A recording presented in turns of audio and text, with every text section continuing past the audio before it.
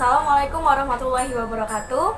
Apa kabar teman-teman semua? Semoga dalam keadaan sehat ya. Di video kali ini saya akan membahas mengenai siklus hidup produk.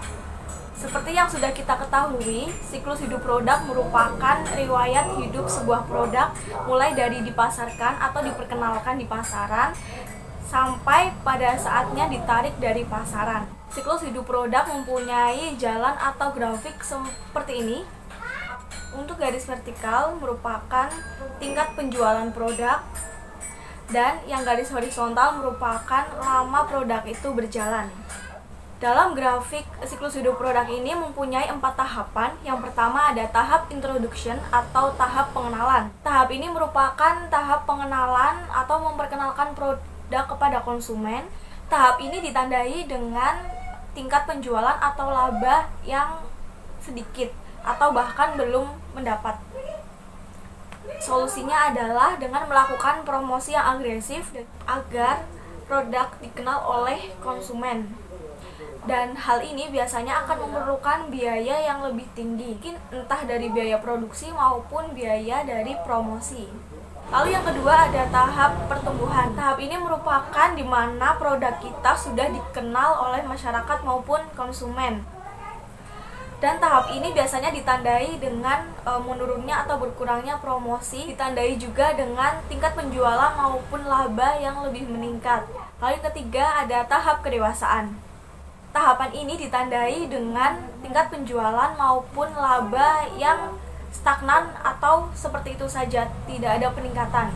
Nah, di tahap ketiga ini adalah tahap genting-gentingnya sebuah produk, karena di tahap yang seperti ini biasanya produk akan semakin jadi menurun, dan jika kita tidak mempunyai strategi marketing yang solutif untuk produk ini, di tahap ketiga ini akan mengakibatkan produk ini ke tahap yang terakhir, yaitu tahap kemunduran atau decline.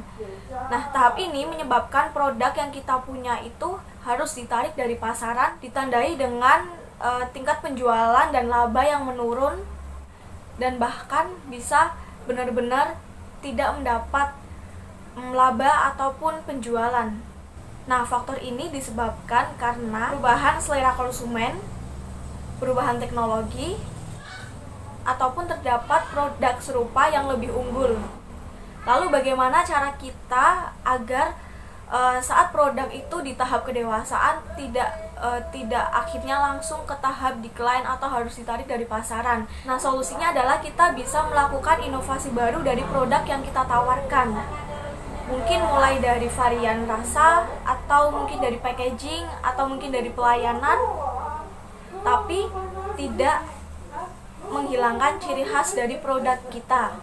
Jika kita mempunyai usaha di bidang penjualan keripik misalkan, nah kita bisa melakukan variasi, mungkin dari rasanya, mungkin dari packagingnya yang semula dari plastik kemudian dirubah atau divariasi jadi stand pouch, atau jadi packagingnya dirubah toples, mungkin seperti itu. Nah, kita juga bisa memberikan inovasi baru pada desain ataupun tampilan usaha kita. Hal ini juga dilakukan sesuai dengan kreativitas dan inovasi pemilik usaha tersebut, dan tetap tidak menghilangkan ciri khas dari produk tersebut. Semoga video ini bermanfaat buat teman-teman semua. Terima kasih. Wassalamualaikum warahmatullahi wabarakatuh.